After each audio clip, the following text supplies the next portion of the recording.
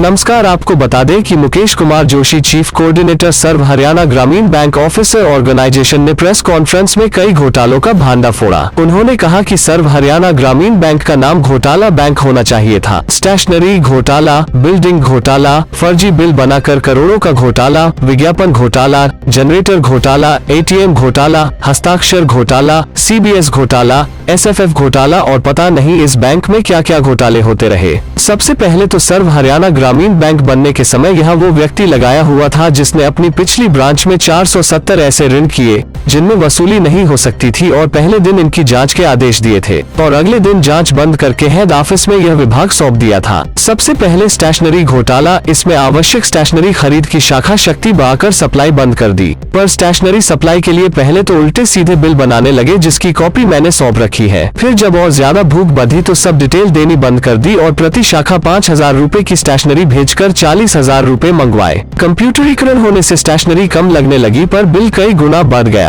दूसरा विज्ञापन घोटाला, इसमें बैंक बहुत से विज्ञापन देता है जिसमें सरफेसी के केस भी होते हैं जहां 2 पेपर में विज्ञापन दिया जाता है। एक लंबे समय तक एक पेपर हरियाणा भास्कर रहा और उसका बिल मन मर्जी के एजेंट से 2.5 गुना रेट का बनवाकर भुगतान किया जाता था। 2015 में यह पकड़ में आया तो नए रेट कम हो गए पर पिछले गबन पर चुप्पी। आप देखिए हमारे संवाददाता की रिपोर्ट। मैं मुकेश कुमार जोशी, चीफ कोऑर्डिनेटर सर्व हरियाणा बैंक ऑफिसर ऑर्गेनाइजेशन और गुड़गांव बैंक वर्कर ऑर्गेनाइजेशन जी। आज का उद्देश्य हमारा ये है, ग्रामीण बैंकों के साथ किस तरह से खिलवाड़ हो रहा है ये मैं बताना चाहूँगा। मैं पिछले 7 साल से एक बैंक सर्व हरियाणा बैंक के खिलाफ घोटालों की आवाज़ उठाते आ रहा हूँ। 2013 में ये बैंक बना था, उससे पहले 2 बैंक अलग अलग थे। ये गलत तरीके से विलय करके हरियाणा ग्रामीण बैंक में मिला दिया गुड़गांव ग्रामीण बैंक को और मैनेजमेंट दे दी PNB को। जब से बनते ही इनमें घोटाला शुरू हुआ और हमने कंप्लेंट लगानी शुरू करी। सबसे पहले घोटाला हुआ भर्ती घोटाला। 2014 में भर्तियां हुई, इंटरव्यू के नंबर फिक्स कर दिए, जबकि मोदी गवर्नमेंट आई थी तो ये कहा था कि हम इंटरव्यू में नंबर नहीं रखेंगे और सीनियरिटी से आदमी लेंगे, जो आदमी काबिल होगा उसको लेंगे, लेकिन ये उसका विपरीत हुआ। इसके खिलाफ कुछ जो स्केल 4 में कुछ लोग गए कोर्ट में, उनको बेनिफिट मिला। बैंकिंग डिवीजन ने कह दिया कि आप गलत कर रहे हो, गवर्नमेंट ये कोर्ट ने कह दिया गलत कर रहे हो, तो खाली स्केल 4 का तो सुधार कर दिया, लेकिन जो डायरेक्ट भर्ती और स्केल 2 से 3 के उनमें कुछ नहीं किया, उसमें सारा फ्रॉड रहा। इस तरह से बिल्डिंग घोटाला दूसरा हुआ। 52,000 स्क्वायर फुट का अनाउंस किया, अखबार में निकाला, जिसकी मैं आपको फोटो दिखा रहा हूँ। और बिल्डिंग बनती है बिना बेसमेंट के लगभग 37,000 स्क्वायर फुट और टेंडर बढ़ा दिया 15 करोड़ से लेके 25 करोड़ 45 लाख। और वो बिल्डिंग जैसे ही बनती है 1 साल के भीतर उसकी एक छत गिर जाती है। छत गिरने के बाद हम कंप्लेंट करते हैं, जांच में कुछ सेटिंग होगी, लेकिन उसके बाद भी उसको मजबूरन लिखना पड़ा है। आधे से ज़्यादा कॉलम डाउटफुल है, जिसकी मेरे पास प्रतिलिपि है। इसी तरह से स्टेशनरी घोटाला है। अभी जो ताज़ा घोटाला है, किसान जो है, ये बैंक किसानों को उद्धार के लिए बनाया गया था, सूदखोरों से बचाने के लिए 75 में। लेकिन इस बैंक के अधिकारियों ने PNB के जो मैनेजमेंट आती है वो अपना मिशन लेकर आती है। पहले जो अध्यक्ष GM आए उन्होंने फ्रॉड कराए। अब जो अध्यक्ष आए वो बहुत ही दयालु है या बहुत चालाक है, जिसने जो फ्रॉड किया प्रूव होने के बाद उनको छोड़ रहे। तो ग्रामीण बैंकों के साथ क्या हुआ, KCC किसान क्रेडिट कार्ड देते हैं, उसमें 5-5 साल का हेल्थ इंश्योरेंस कर दिया, जो कि गलत है। गवर्नमेंट ऑफ इंडिया नाबार्ड ये कहती है अगर आपको हेल्थ इंश्योरेंस करना भी है तो किसान से, एजेंसी से, और तुम बैठकर एक रेशो तैयार करो कि क्या रेशो उसमें डालोगे। लेकिन इस तरह का कुछ नहीं किया। कम से कम 15-20 करोड़ का प्रीमियम देके 1-1.5 करोड़ रुपया होटलों में स्टाफ को जिनसे ये गलत कराया, उनको दारू पिलाना, उनको घुमाना, बसों में ले जाना, ऐसे आराम कराए, जिसकी फोटो और वीडियो मेरे पास है, जो पीछे हमने चलाई। सर, पता कैसे लगा कि बैंकों में घोटाला हो रहा है? मैं इस बैंक में कार्यरत हूँ, गुड़गांव बैंक में 83 से। जब ये विलय हुआ तो हमारा जो प्रॉफिट रिजर्व था 700 करोड़ के करीब था, उनका था 200-250 करोड़ के करीब। हमारा प्रॉफिट 150 करोड़ था, उनका 45-50 करोड़ होगा। लेकिन हुड्डा ने एक लेटर लिखा, पहले हमारे फेवर में गवर्नमेंट ने नोट बढ़ाया कि गुड़गांव बैंक को दे दिया जाए, सिंडिकेट बैंक की मैनेजमेंट रखी जाए। वो बदल के PNB की मैनेजमेंट बढ़ा दी। जैसे ही मैनेजमेंट बनी, सबसे पहले बिल्डिंग का जो टेंडर इन्होंने किया वो हमने देखा कि ये गलत है, हमने उसकी कंप्लेंट की, हमें पता लगा, सारी चीज़ हमने दिखाई, वो पकड़ में आए। इस तरह से तो आपने आगे कार्रवाई करी, तो बैंक के अधिकारियों को आगे बताया आपने कि ये यहाँ पे घोटाला जैसा है? सारे बैंक अधिकारियों, मैंने PNB से लेके और CBI तक को कंप्लेंट दी।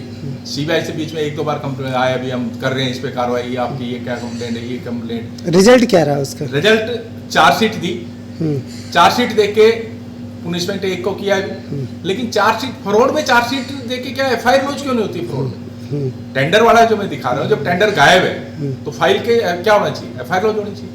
बिल्डिंग गिर गई तो एफआईआर लॉन्च होनी चाहिए बिल्डर के खिलाफ। 14 से दबाते आ रहे थे, अब हमने खूब लिखा पढ़ी करी तो उसमें जो इन्वॉल्व थे ज्यादातर आदमियों को छोड़ के 4 आदमियों को अभी चार्जशीट किया। सर आप प्रेस कॉन्फ्रेंस कर रहे हैं, इसका मतलब आपको आपका हिस्सा नहीं मिला इसलिए प्रेस कॉन्फ्रेंस कर रहे हैं? ये तो आप सोचो कि हिस्से की क्या बात है।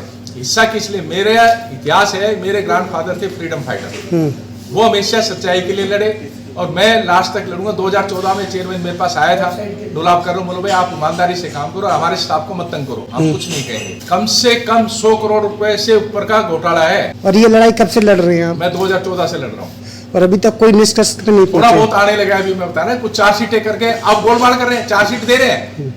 एक आदमी के फ्रॉड लोन पकड़े जाते हैं और उसमें लिख दिया फ्रॉड आईटीआर से दिया, ये बैंक लिख रहे हैं जी फ्रॉड आईटीआर से। फ्रॉड आईटीआर का मतलब क्या हुआ? उसके एफआईआर लॉन्च होकर अरेस्ट कराना चाहिए। उसको एक इंक्रीमेंट कम करके 1 दिन के लिए, यानी सिर्फ 40,000 का लॉस किया। बैंक को लॉस हो रहा है करोड़ों का, उसको 40,000 का लॉस करके उसको छोड़ दिया। ऐसे ही 10 करोड़ का एक लोन है, उसको 17 में दिया दिसंबर में, मैंने उसकी कंप्लेंट करी, उन्होंने बोला कुछ नहीं है, लिख के दे दिया, ये झूठ बोल कर रहे हैं, लिखते जाए। अब 17 आदमियों को चार्जशीट किया। जब मैं झूठा था तो उस चेयरमैन और उन आदमियों को कैसे चार्जशीट मिली? कुछ अपने आदमियों को रिटायर कर दिया। आपको क्या लगता है इसमें गवर्नमेंट भी इन्वॉल्व है? भाई जिस तरह से ये शेयर हो रहे हैं तो कहीं ना कहीं गवर्नमेंट का कोई अधिकारी इनके साथ मिला हुआ है जो कि जांच को दबा रहे हैं। सरकार का भी कोई अधिकारी मिला हुआ हो सकता है, लग रहा हुआ हो सकता है। गवर्नमेंट जब इतने प्रूफ है, आप बताओ 100 करोड़ की तो रिश्वत के लगभग है, 15 करोड़ से ऊपर तो बिल्डिंग घोटाला है। जो आप कार्रवाई कर रहे हैं, तकरीबन कितने बैंक होंगे जिन पे ये घोटाले का आरोप होगा? हमारी 650 ब्रांचें हैं लगभग पूरे हरियाणा में सर जी। ऐसा ही तो और भी ग्रामीण बैंकों के साथ ऐसा ही भेदभाव हो रहा है। मतलब क्या है कि ग्रामीण बैंक को 5 बाप है, NABARD, government of India, central government, PNB, local administration. इसलिए हमारी रिक्वेस्ट है गवर्नमेंट से, या तो ये नबार्ड के अंडर दे दे या गवर्नमेंट अपने अंडर ले ले या इनको विलय कर देंगे। 5-5 वो रहेंगे तो क्या होगा उनका? आपको क्या लगता है कि ये 5-5 ऊपर बैठे हुए अधिकारी या सिस्टम के वजह से ही ज्यादा घोटाला हो रहा है? जैसे पहले नबार्ड का चेयरमैन था हर्ष भानुवाल रोहतक से, जो सब्सिडी घोटाला, ये घोटाला उनके टाइम में हुआ, उनको पता है कि हुआ है। भर्ती घोटाला भी हुआ है, बिल्डिंग घोटाला भी, सारा उसके टाइम में हुआ, लेकिन उसने कोई कार्रवाई नहीं करी। रोहतक का लोकल होते हुए उसने अपने लोगों को गलत प्रमोशन कराया। तो अभी आप बैंक में कार्यरत हैं? आप नहीं, मैं रिटायर हो गया हूँ। वैसे फरवरी 18 में मेरे को रिमूवल कर दिया था, गलत इलीगेशन लगा के मेरे पे दबाव डाला गया, भी आप चेयरमैन से मिल लो, मीटिंग कर लो, ये कर लो, दबाना चाह रहे थे, लेकिन मैं नहीं दबा। मेरे को मारने तक की धमकी दी, मैं नहीं दबूंगा, लास्ट तक लड़ूंगा, चाहे कुछ भी हो जाए। रिटायरमेंट के टाइम पे इनलीगल क्या लगाया आप पे, क्या आरोप लगाया? उसमें ये लगाया, मेरे पुरानी एक फाइल थी 2010 की जो कि संविधान के, उसमें मेरे को चेयरमैन के द्वारा पुनिश किया हुआ था, नॉर्मल पुनिश, क्योंकि बैंक को लॉस नहीं था, उसकी पूरी रिपोर्ट है, बैंक को कोई लॉस नहीं है। इन्होंने वो सारी चीजें, एक मेरा मेडिकल ग्राउंड दिया, उसमें बोर्ड बैठा दिया मेडिकल। आप ये बताओ, जब बोर्ड बैठ जाता है, 4-4, 5-5 डॉक्टर बैठ जाते हैं, वो कहते हैं कि ये जेन्युइन है, तो वो क्या चार्जशीट में आएगा? नहीं। तो वो मेरा केस चल रहा है, कोविड की वजह से वो डेट नहीं लग पा रही, अभी 1 दिसंबर लगी हुई है। आपको क्या लगता है जो कार्रवाई आप कर रहे हैं इससे संतुष्ट हैं अभी, या कोई भी गवर्नमेंट या ऊपर की से कोई कार्रवाई नहीं हूँ? अब बैंक जो चेयरमैन आए हैं, मैं बता रहा हूँ, या तो बहुत भोला है, या बहुत चालाक है, या ऊपर से कोई प्रेशर है। जो फ्रॉड पकड़े जाते हैं उनको छोड़ रहे हैं। फ्रॉड के खिलाफ तो एफआईआर लॉन्च करा के उसको जेल में डालना चाहिए। जो अधिकारी बिल्डिंग में इन्वॉल्व था उसी का चीफ बना के बैठा दिया वहां, तो वो क्या करेगा? दबाएगा अपनी फाइल। उसने 1 करोड़ 6 लाख का बैंक को लॉस किया सब्सिडी का, उसको एक इंक्रीमेंट से छोड़ दिया। आप सरकार को बेनिफिट कराने के लिए आप पूरी दिन रात मेहनत कर रहे हैं। बैंक को और सरकार को, बैंक को बचाने के लिए, बैंक के एम्प्लॉइज के भविष्य के लिए और ग्रामीण बैंकों का उद्धार के लिए लड़ाई लड़ रहा है। NCR करंट न्यूज़ को सब्सक्राइब करें और नोटिफिकेशन सबसे पहले पाने के लिए दबाएं बेल आइकॉन।